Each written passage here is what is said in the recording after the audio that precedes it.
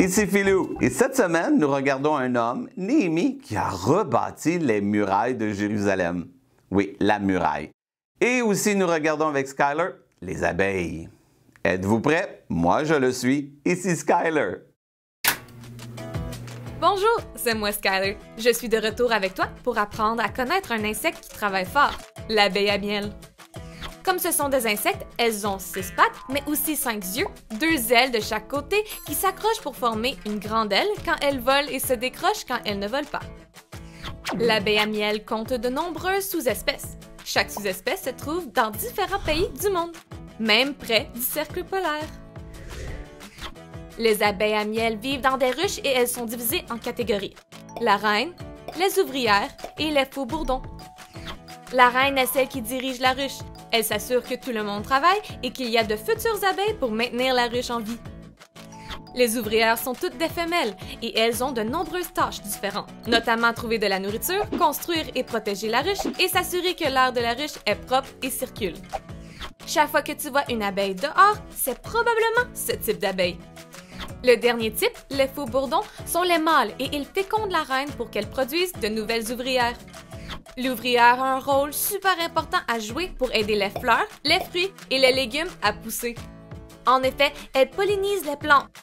Lorsqu'une abeille se déplace de fleur en fleur, elle transfère également le pollen. C'est ce qui permet aux plantes de produire des graines et des fruits. Elles ne le font même pas exprès. Le pollen se colle simplement à elles et les suit partout où elles vont. Comme elles travaillent et voyagent toujours de plante en plante, le pollen peut se rendre là où il doit se rendre. Près de 90% des plantes sauvages dépendent de la pollinisation pour se reproduire et les abeilles font partie de ces pollinisateurs. Aimes-tu accomplir des tâches? Préférerais-tu faire autre chose? Que ferais-tu à la place? Les abeilles sont l'une des espèces les plus actives de la planète. Parfois, il y a des tâches que nous devons accomplir qui ne sont pas toujours amusantes. Pour nous encourager, la Bible dit « Voici Dieu est mon secours. Le Seigneur est le soutien de mon âme. » Il y aura toujours des tâches à accomplir et certaines d'entre elles seront faciles, tandis que d'autres seront difficiles. Quelle que soit la tâche, tu peux te rappeler que Dieu t'aide à accomplir tes tâches. Oh, tu as vu, les abeilles sont travaillantes. Oui, les abeilles sont travaillantes et elles travaillent très fort. Comme notre personnage de la Bible aujourd'hui, Néhémie. Mais la Bible nous dit ceci dans Psaume 54:6. « Voici Dieu est mon secours, le Seigneur est le soutien de mon âme. » Parfois, il y a des tâches qu'on doit faire. C'est difficile, mais Dieu nous dit qu'il peut nous aider. Alors, êtes-vous prêts? Ici Néhémie qui a rebâti la muraille de Jérusalem.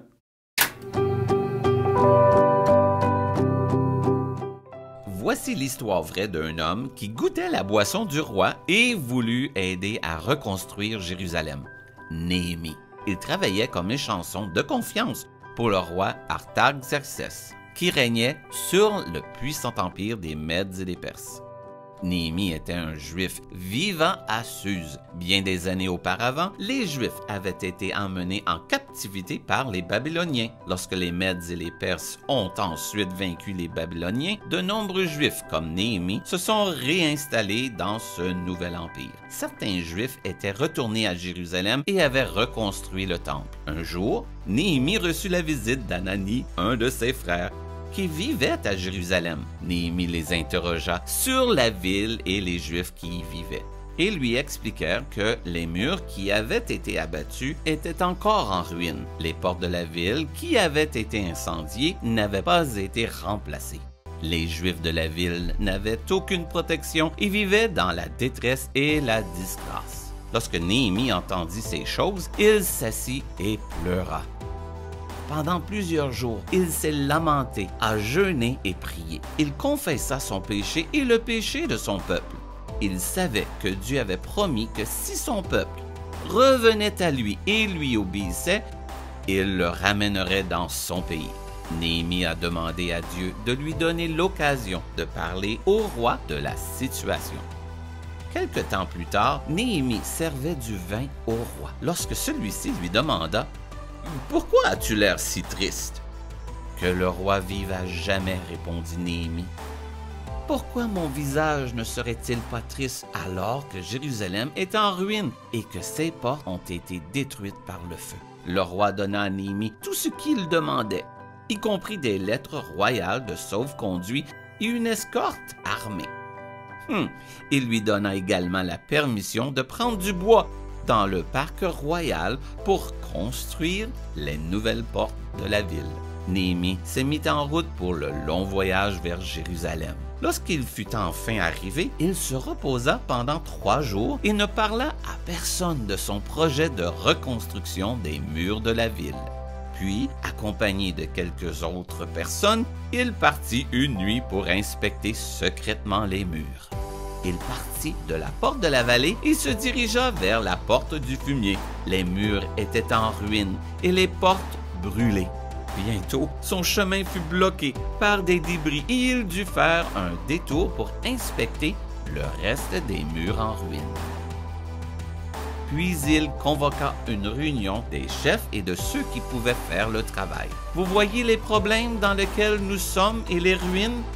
Venez, reconstruisons la muraille de Jérusalem. Nous ne serons plus dans l'opprobre. Néhémie expliqua que Dieu était avec lui et qu'il avait aussi l'appui du roi. Ils répondirent, « Commençons à reconstruire. » Les travaux commencèrent aussitôt.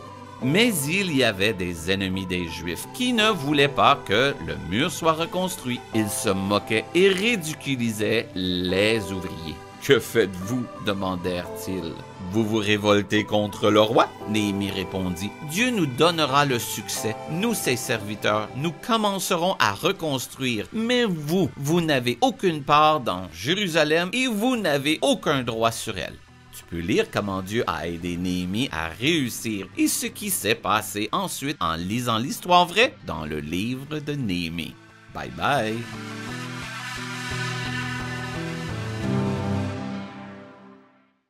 Tu as vu? Oui, Néhémie, quand il était loin, il était à Babylone, il regardait puis il pleurait parce qu'il voyait Jérusalem qui était en ruine. Et Dieu l'a aidé et il avait une tâche que le roi lui a dit qu'il pouvait faire, c'est rebâtir la muraille. Et il l'a fait, oui, avec l'aide de Dieu et les gens autour de lui. C'est pour ça qu'on voit ici, « Voici Dieu est mon secours. Le Seigneur est le soutien de mon âme » dans Psaume 54, 6. Es-tu prêt pour la mission de la semaine? On la regarde ensemble. Voici ta mission. Avec tes parents, tu vas parler de les tâches que tu dois accomplir à la maison. Alors, c'est simple. Tu prends un papier, un crayon, ou peut-être un ordinateur ou ton iPad, puis tu écris les tâches que tu dois accomplir. Ensuite, bien, tu demandes à Dieu de les faire avec joie. Alors, c'est simple.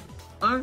Tu écris les tâches que tu dois faire, fais-le avec tes parents. Et ensuite, ATP. On s'arrête et on prie et on demande à Dieu de nous aider. Alors, bonne mission! C'est facile. Avec tes parents, tu fais une liste des tâches que tu peux faire dans la maison ou dehors ou autour de toi. Ensuite, très important, tu dois demander à Dieu de l'aide parce qu'on doit faire nos tâches, on doit les accomplir, mais avec un sourire. Oui, on doit le faire avec un sourire. C'est beaucoup plus agréable et Dieu est là pour t'aider. Es-tu prête à faire cela cette semaine? Moi, je vais le faire. Alors, chantons et célébrons parce que Dieu est avec nous. Ici, Philou en ligne qui te dit Shalom!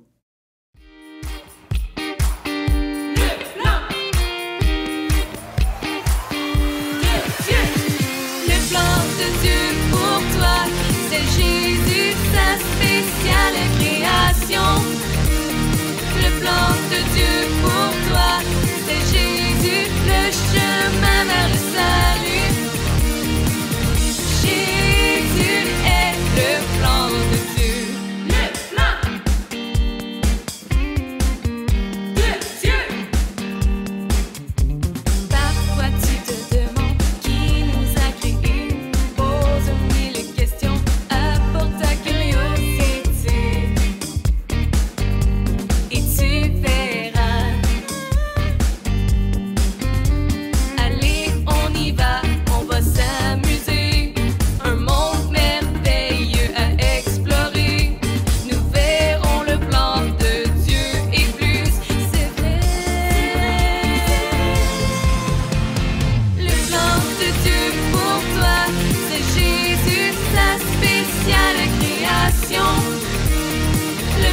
de Dieu pour toi, c'est Jésus, le chemin vers le salut.